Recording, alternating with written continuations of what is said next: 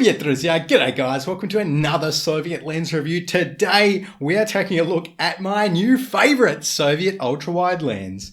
This is the MC Mir-20N. So, let's get into it.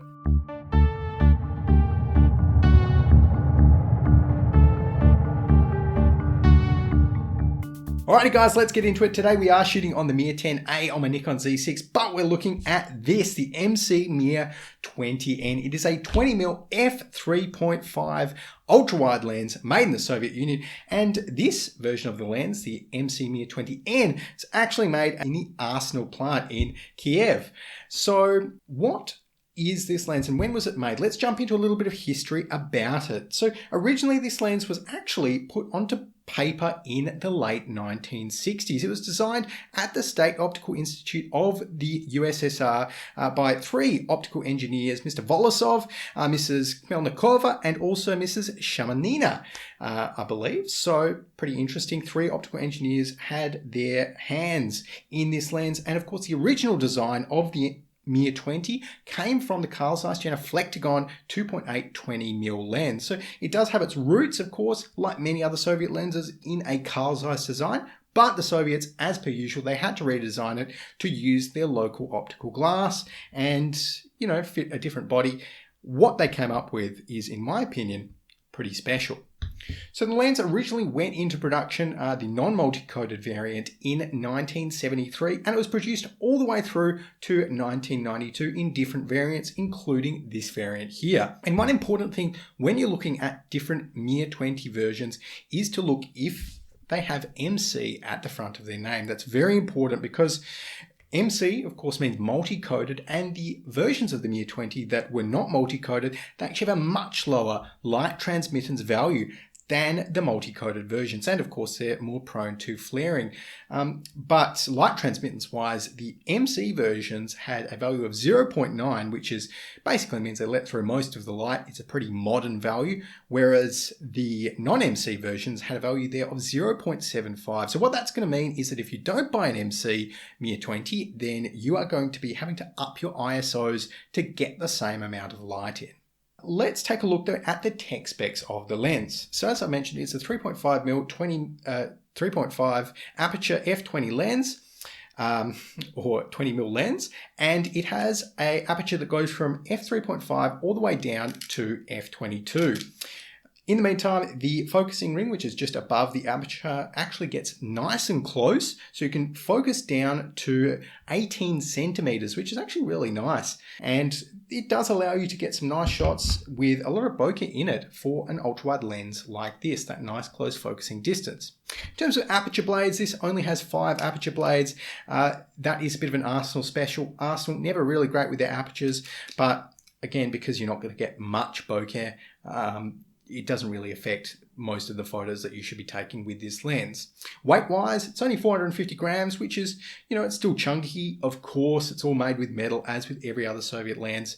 But I really like the dimensions of this lens. It's actually an extremely portable kind of small lens, which for its specs is, in my opinion, pretty impressive. I mean, you can get 20mm lenses today that are quite a bit bigger and chunkier than this. Also, in terms of front filter thread, it does have a 77, I believe, or 75mm front filter thread, but the thread that you actually want is 95mm, because in the box it comes with a 95mm step-up ring. So you just screw that in there, and then you can put any of the filters that come with the box onto that step-up ring, just like that.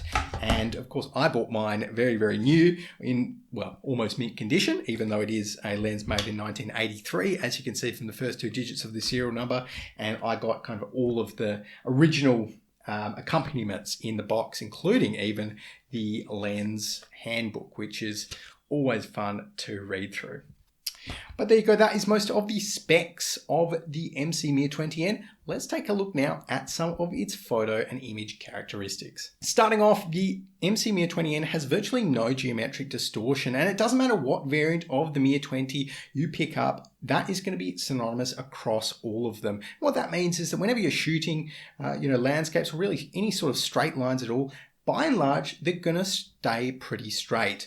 And the little bit of distortion that it does have, extremely easy to correct in post. And I love that about this lens. It's one of the first things that you actually notice when you pick it up and when you shoot with it is how little distortion it has for an ultra wide lens. And I think that's one of the big reasons why it's still in use so universally today, at least in terms of movies and film, is because it has so little distortion and it really is a kind of blank canvas of a lens. Now, in terms of color rendering, you're going to get pretty neutral colors out of the MC Mir-20N. In my opinion, it's actually pretty contrasty. You don't need to do too much in post with the contrast of the lens. Maybe it's a little bit towards the warmer side, my copy, but could also just be my Nikon, who knows. Overall, colors are pretty nice. Now, in terms of chromatic aberrations, it does have a little bit of lateral chromatic aberration. So when you're shooting very highly contrasting objects, so say a tree branch up against the bright sky, you're going to see that chromatic aberration.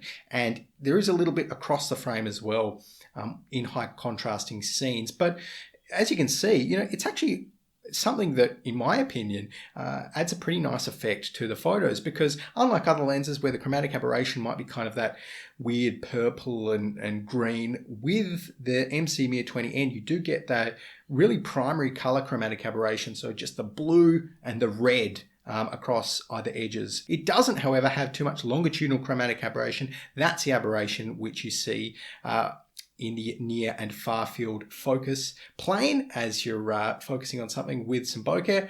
And in terms of flares, because this is the MC version, it doesn't flare too much on small to medium light sources, but as soon as you put this lens up against, say, the sun, you can see here that the flares are just crazy, but they're crazy good in my opinion.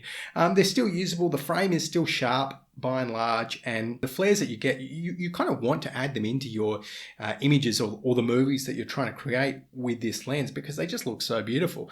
And that's what I wanted to do anyway. Outside of that, it does have decent bokeh as well for an ultra wide angle. No complaints in that department, and you can get quite a lot of it given its f3.5 aperture on a full frame camera and the near focusing distance of just 18 centimeters.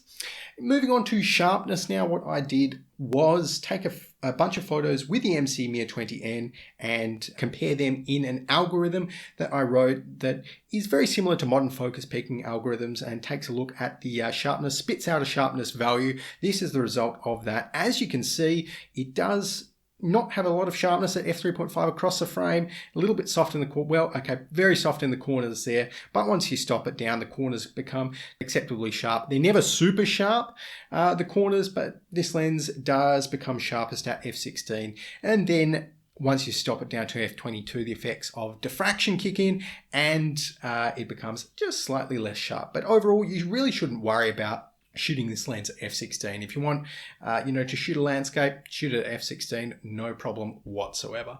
Now let's talk about this lens for video. Well, of course, video is why this lens is kind of widely known, and it's why also this lens is pretty expensive nowadays. I bought mine for about $600 and admittedly it was worth it in my opinion because of how beautiful the condition was.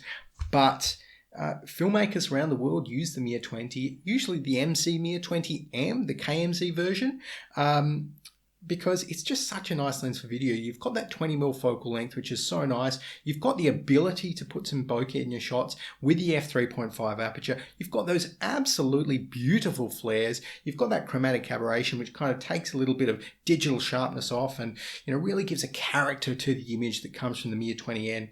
And overall, it's nice and sharp in the center, nice and contrasty. It is a great lens for video.